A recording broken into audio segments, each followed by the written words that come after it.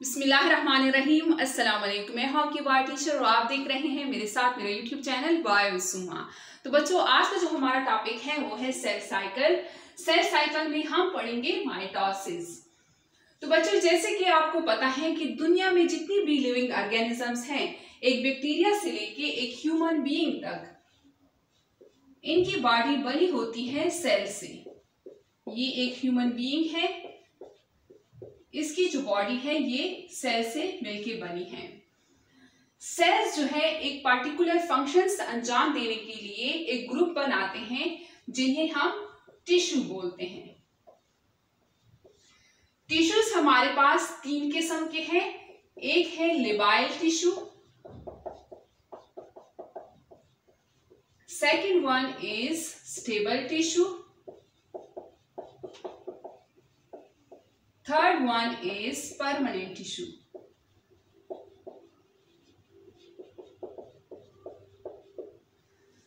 Tissues में first number पे हम लेते हैं लेबाइल टिश्यू। लेबाइल टिश्यूज वो टिश्यूज हैं जिनके सेल्स जो है डिवाइड होते रहते हैं, यानी इनमें जो पुरानी सेल्स है वो जड़ते हैं और नए सेल्स जो है वो बनते रहते हैं। तो एक सेल जो है वो डिवाइड होता रहता है। एग्जाम्पल अगर हम ले तो हमारा जो स्किन है ये बनता है और जड़ता है, तो स्किन सेल्स जो है ये लेबाइल टिश्यू है। इसी तरह हमारा गैस्ट्रोइंटेस्टाइनल ट्रैक्ट जो है ये भी लेबाइल टिश्यू है।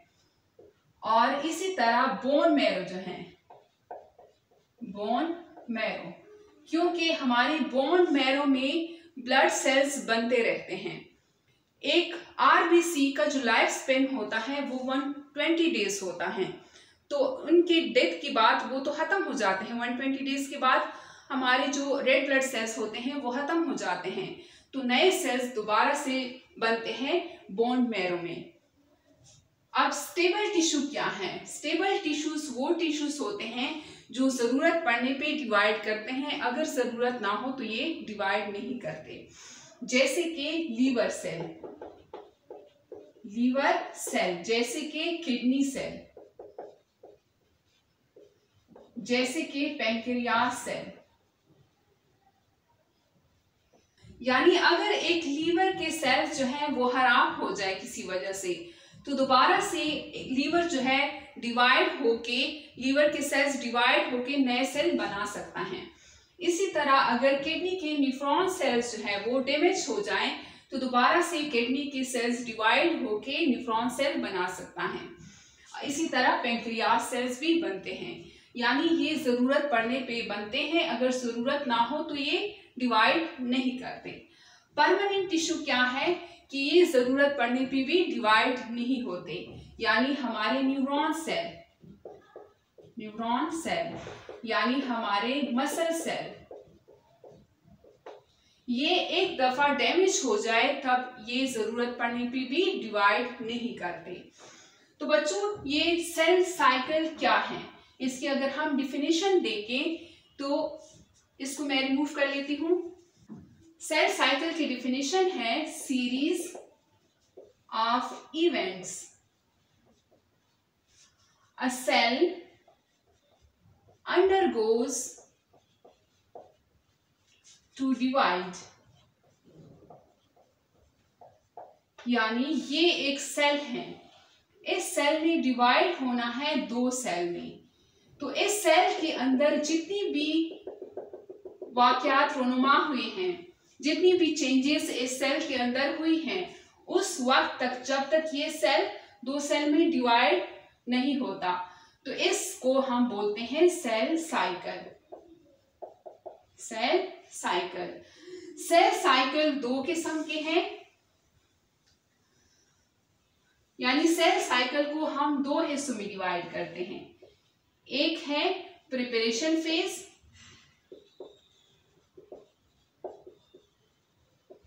Second one is actual division. Preparation phase को हम इंटरफेज भी बोलते हैं, और एक्चुअल डिवीजन को हम एम फेज बोलते हैं, जिसमें सेल एक्चुअल में डिवाइड करता है। एक इंटरफेज और एम फेज में एक सेल, सपोज एक ह्यूमन सेल है, इसने डिवाइड होना है 2 सेल में। अब ये डिवाइड होगा 2 सेल में, तो इस सेल ने कुछ तैयारी करनी है, इस तैयारी को हम इंटरफेस बोलते हैं। तो ये सपोज ये सेल जो है 24 घंटों में डिवाइड करता है, तो 24 घंटों में ये सेल तैयारी में लगाएंगे 23 घंटे और एक्चुअल डिवीजन में लगाएंगे 1 घंटा। 1 घंटे को हम एम फेज में लेते हैं और जो 23 घंटे हैं हम इनको इंटरफेस में लेते हैं, यानी एक सेल खुद को तैयार करने में बहुत सारा टाइम लगाएगा। अब इस सेल की डिवीजन जो है इसको अगर हम पाई चार्ट के जरिए देखें तो ये कुछ हमें इस तरह से देखने को मिलता है। ये है एक पाई चार्ट। पाई चार्ट में बहुत कम हिस्सा जो है यानी 5% हमारे पास है एम फेज, जो कि एक्चुअल डिवीजन है। बाकी बहुत सारा टाइम सेल सेल तैयारी में लगा लेता है और इस तैयारी को हम इंटरफेज बोलते हैं। इंटरफेज को हम 3 हिस्सों में डिवाइड करते हैं। एक हिस्सा है G1 फेज, दूसरा हिस्सा है S फेज, तीसरा हिस्सा है G2 phase. G1 phase, S phase और G2 फेज, इसको हम बोलते हैं इंटरफेज, यानी ये सेल की तैयारी है। इन तीनों फेज में सेल खुद को डिवीजन के लिए तैयार करेगा।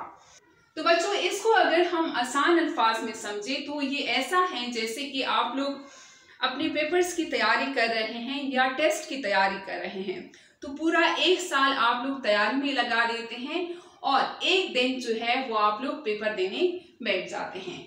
तो ये एक दिन जो है ये एम फेज है और पूरा साल जो है ये है इंटरफेज।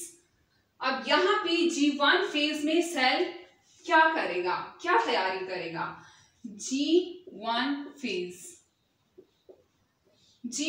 फेज में प्रोटीन सिंथेसिस करेगा सेल, यानी बहुत सारे प्रोटीन बना लेगा। सेकंड में सेल अपना साइज इंक्रीज करेगा, सेल साइज इंक्रीज। थर्ड काम ये करेगा कि ये अपने जो इनके अंदर पाए जाते हैं organelles, replication of most of the organelles, यानी अपने ऑर्गेनेलीज को ये डबल कर देगा। इस फेज में क्या करेगा? इस फेज में सेल 2 काम करेगा। नंबर 1, डीएनए की रिप्लिकेशन करेगा, यानी अमाउंट ऑफ डीएनए को ये डबल करेगा। सेकंड काम ये करेगा जो सेंट्रोसोम है, सेंट्रोसोम एक ऑर्गेनेली है, इनकी भी रिप्लिकेशन इस फेज में होगी। सेंट्रोसोम एनिमल सेल में पाया जाता है, प्लांट सेल में सेंट्रोसोम नहीं होता। थर्ड नंबर पे G2 फेज में सेल में क्या चेंजेस आएगी? G2 फेज में सेल के अंदर पाए जाने वाले कुछ ऑर्गेनेली, माइटोकॉन्ड्रिया रेप्लिकेट होगा, इसी तरह क्लोरोप्लास्ट भी रेप्लिकेट होगा। यानी G1 फेज में प्रोटीन सिंथेसिस होगी, सेल साइज इंक्रीज होगा, replication of most of the organelles होगी। जबकि इस फेज में डीएनए की रेप्लिकेशन होगी, सेंट्रोसोम की रेप्लिकेशन होगी और G2 फेज में माइटोकॉन्ड्रिया की रेप्लिकेशन होगी, क्लोरोप्लास्ट की रेप्लिकेशन होगी, इसके अलावा प्रोटीन सिंथेसिस यहाँ पे भी होगी। यानी ये तीनों फेज में सेल जो है खुद को तैयार करेगा, जिसे हम इंटरफेज बोलते हैं। तब सेल जाके एम फेज में जाएगा और एक्चुअल में डिवाइड होगा। तो बच्चों इस फेज में जब डीएनए रेप्लिकेशन होती है, यानी सपोज ये डीएनए है, डीएनए डबल हेलिक्स स्ट्रक्चर होता है और ऐसे हिस्टोन प्रोटीन पे लिपटा होता है। ये हिस्टोन प्रोटीन के गोले हैं, इस पे डीएनए लिपटा होता है और कुछ इस तरह का स्ट्रक्चर बनाता है, बीड्स आना स्ट्रिंग लाइक स्ट्रक्चर। इस स्ट्रक्चर को हम बोलते हैं क्रोमेटिन। क्रोमेटिन। और ये क्या है? ये है हिस्टोन प्रोटीन। हिस्टोन प्रोटीन ये डबल हेलिक्स डीएनए है। इसके अलावा कभी कभार तो हमें डीएनए का ये स्ट्रक्चर देखने को मिलता है, यानी क्रोमेटिन की फॉर्म में। कभी कभी हमें डीएनए का ये स्ट्रक्चर देखने को मिलता है, कभी कभी हमें डीएनए का ये स्ट्रक्चर देखने को मिलता है। तो हम कंफ्यूज हो जाते हैं कि इसका क्या मतलब है। जब सेल इंटरफेस में होता है तो उनका जो डीएनए पड़ा होता है वो क्रोमेटिन की फॉर्म में होता है, यानी खुला खुला पड़ा होता है, दागों की तरह ऐसे खुला खुला पड़ा होता है। तब हमें ये क्रोमेटिन की फॉर्म में नजर आता है। जब इस फेज में डीएनए का अमाउंट जो है वो डबल होना शुरू हो जाता है, यानी ये अमाउंट एक सिंगल डीएनए है, इसने एक कॉपी बना ली है और अपना अमाउंट ऑफ डीएनए डबल कर दिया है। यहाँ पे ये क्रोमोसोम एक ही क्रोमोसोम है, लेकिन इसमें अमाउंट ऑफ डीएनए डबल हो गया है। पहले फॉर एग्जांपल यहाँ पे 2 ग्राम डीएनए था, अब इसमें हमारे पास 4 ग्राम डीएनए आ गया है, यानी इसमें अमाउंट ऑफ डीएनए डबल हो गया है। क्रोमोसोम एक ही है। ये हम कहां से अंदाजा लगा सकते हैं कि क्रोमोसोम एक ही है? इसका सेंट्रोमियर काउंट करके। सेंट्रोमियर तो यहाँ पे एक ही है, तो ये एक ही क्रोमोसोम है, लेकिन इसने अपना अमाउंट ऑफ डीएनए डबल कर दिया है, इसलिए अब हमें ये इस तरह का नजर आता है। जो हमें ऐसे सिंगल नजर आता था उसमें अमाउंट ऑफ डीएनए जो था वो डबल नहीं था। ये ऐसे, ये भी एक ही क्रोमोसोम है, लेकिन इसमें अमाउंट ऑफ डीएनए सपोज 2 ग्राम है और इसमें अब डबल हो गया है, इसमें 4 ग्राम अमाउंट ऑफ डीएनए हो गया है। क्रोमोसोम जो हमें प्रॉपर नजर आते हैं वो एम फेज के मेटाफेज में हमें प्रॉपर इस तरह के क्रोमोसोम हमें देखने को नजर आते हैं एम फेज के मेटाफेज में। वैसे हमें क्रोमोसोम या डीएनए जो है ये हमें क्रोमेटिन की फॉर्म में इंटरफेस में कुछ इस तरह का नजर आता है, यानी बीड्स आना स्ट्रिंग फॉर्म। अब यहाँ पे सेल ने तैयारी कर ली है, अब जाते हैं एम फेज की तरफ। इसको मैं रिमूव कर लेती हूं। तो बच्चों एम फेज हमारे पास 2 हैं, एक है माइटोसिस और एक है मियोसिस। माइटोसिस जो हमारे सोमेटिक सेल्स हैं, यानी ये एक ह्यूमन है, ह्यूमन की पूरी बॉडी सोमेटिक सेल से मिलके बनी है, सोमेटिक सेल्स से मिलके बनी है। एक ह्यूमन के न्यूक्लियस में 46 क्रोमोसोम होते हैं। जब ये डिवाइड होगा माइटोटिकली तो इस सेल के पास भी 46 क्रोमोसोम ही आएंगे और इस सेल के पास भी 46 क्रोमोसोम ही आएंगे।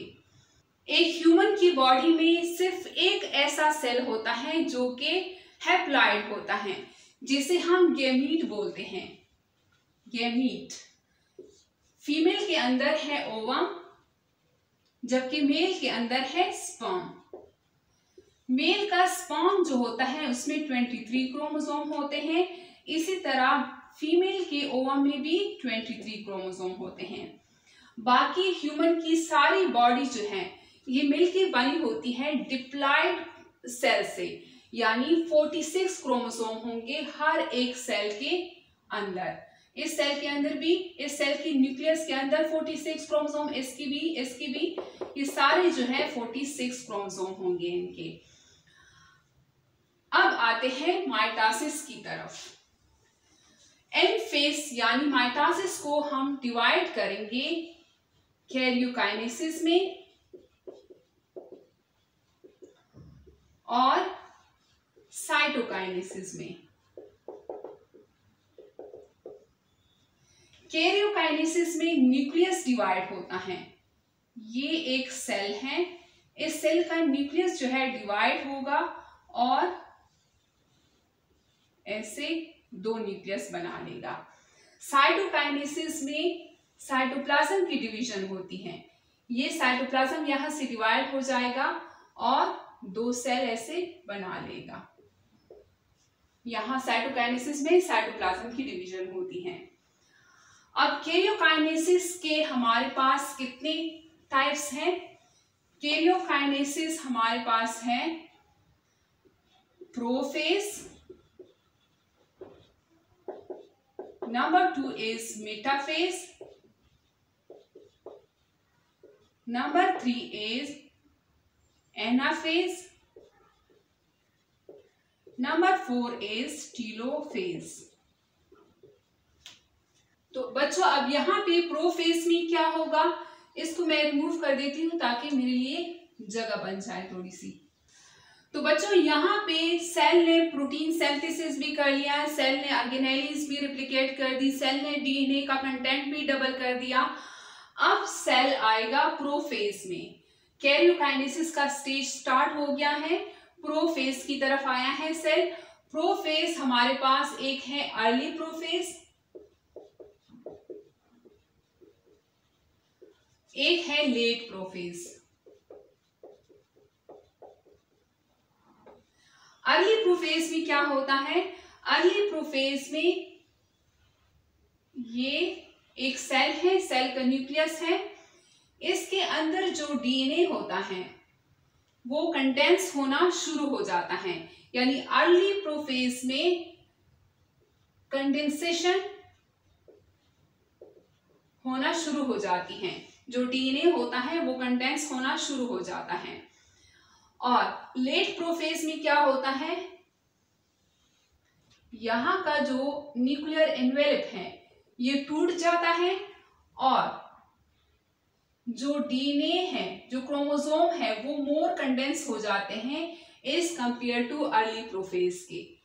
और यहाँ पे न्यूक्लियर एनवेलप टूट जाता है, ब्रेकअप न्यूक्लियर एनवेलप। बाकी ऑर्गेनेली जो है वो डिसअपीयर हो जाती है, माइक्रोस्कोप के नीचे नजर नहीं आती। एक ऑर्गेनेली है जिसे हम सेंट्रोसोम बोलते हैं, ये डबल हो जाते हैं यानी दो सेंट्रोसोम बना लेते हैं और ऑपोजिट साइड पे चले जाते हैं इस तरह से। यानी यहाँ पे सेंट्रोसोम ऑपोजिट पोल पे चले गए हैं, इसका जो न्यूक्लियर एनवेलप है वो ब्रेक डाउन हो गया है और क्रोमोसोम्स जो है वो मोर कंडेंस हो गए हैं as compare to early prophase के। अब मेटाफेज में क्या होता है? ये एक सेल है, सेल में यानी लेट प्रोफेज में जो न्यूक्लियर एनवेलप है वो हट गया है, यानी अब यहाँ पे हम न्यूक्लियर एनवेलप नहीं बनाएंगे। क्रोमोसोम जो है ये मोर कंडेंस हो गए हैं। अब ये क्रोमोसोम जो है ये यहाँ पे आके ऐसे इक्वेटर पे लेट जाएंगे। ये एक क्रोमोसोम आ गया, यहाँ पे लेट गया, ये दूसरा क्रोमोसोम जो है यहाँ पे लेट गया और यहाँ पे जो सेंट्रोसोम है, सेंट्रोसोम से स्पिंडल फाइबर्स अराइज होंगी ऐसे और इस क्रोमोसोम के यहाँ पे एक प्रोटीन लगा होता है जिसे हम काइनेटोकोर बोलते हैं, काइनेटोकोर। यहाँ पे इन काइनेटोकोर के साथ स्पिंडल फाइबर्स अटैच हो जाएंगी इस तरह से। मेटाफेज में क्या होगा? मेटाफेज में जो क्रोमोसोम है ये हमें प्रॉपर देखने को मिलेंगे, यानी जो क्रोमोसोम है ये मोर कंडेंस हो गए हैं और इक्वेटर पे आके लेट गए हैं और यहाँ से ऑपोजिट पोल से सेंट्रोसोम से स्पिंडल फाइबर्स अराइज होके इन क्रोमोसोम के काइनेटोकोर पे अटैच हो गए हैं। इतना हो गया है मेटाफेज में। अब एनाफेज में क्या होता है, एनाफेज में यहाँ पे ये सेल है, मेटाफेज ये क्या है, ये सेंट्रोसोम है, ये सेंट्रोसोम है। सेंट्रोसोम से ऐसे स्पेंडल फाइबर्स अराइज होंगी, स्पेंडल फाइबर्स शार्टन होना शुरू हो जाएंगी और इस क्रोमोसोम को दरमियान में से फाड़ देगी, यानी ये जो क्रोमोसोम है ये दरमियान में फट जाएगा। ये क्रोमोसोम यहाँ पे जो हमें यहाँ पे ऐसे नजर आते हैं, जो मेटाफेज में हमें ऐसे नजर आते हैं, इसका एक बाजू जो है ये क्रोमेटेड है, क्रोमेटेड कहलाता है, और इसका दूसरा बाजू भी क्रोमेटेड कहलाता है। और ये दोनों बाजू आपस में सिस्टर क्रोमेटेड हैं, सिस्टर क्रोमेटेड। तो यहाँ पे एनाफेज में सिस्टर क्रोमेटिड्स जो हैं ये पट जाएंगी, सिस्टर क्रोमेटिड्स पट गई है, एक उधर चला गया है और एक जो है दूसरे पोल पे आ गया है। दरमियान में से सिस्टर क्रोमेटिड्स पट गई हैं और ऐसे अपोजिट पोल पे आना शुरू हो गए हैं। कौन से फेज में, एनाफेज में। तो बच्चों यहाँ पे एनाफेज में अब हम इन्हें सिस्टर क्रोमेटिड्स या क्रोमेटिड्स हम इन्हें नहीं बोलेंगे। अब ये हमारे पास एक प्रॉपर क्रोमोसोम है। यहाँ पे हमारे पास कितने क्रोमोसोम आ गए हैं, 4 क्रोमोसोम। इस मेटाफेज में हमारे पास कितने क्रोमोसोम हैं, 2 क्रोमोसोम हैं। हम कहाँ से काउंट करते हैं, इनके सेंट्रोमियर को काउंट करके हम देखते हैं कि कितने क्रोमोसोम हैं। तो एनाफेज में हमारे पास क्रोमोसोम की तादाद डबल हो जाती है। एनाफेज में हमारे पास एक सेल के अंदर क्रोमोसोम की तादाद डबल हो जाती है। यानी एक ह्यूमन बीइंग के अंदर अगर 46 क्रोमोसोम हैं तो 46 प्लस 46 करके 92 क्रोमोसोम बन जाते हैं एनाफेज में एक सेल के अंदर। अब बारी है टीलोफेज की। टीलोफेज प्रोफेज का उलट होता है। ये एक सेल है, सपोज ये एनाफेज का एक सेल है। एनाफेज में क्या हुआ, यहाँ पे जो सेंट्रोसोम है इन्होंने क्रोमोसोम को अपनी तरफ खींच लिया, कुछ इस तरह से।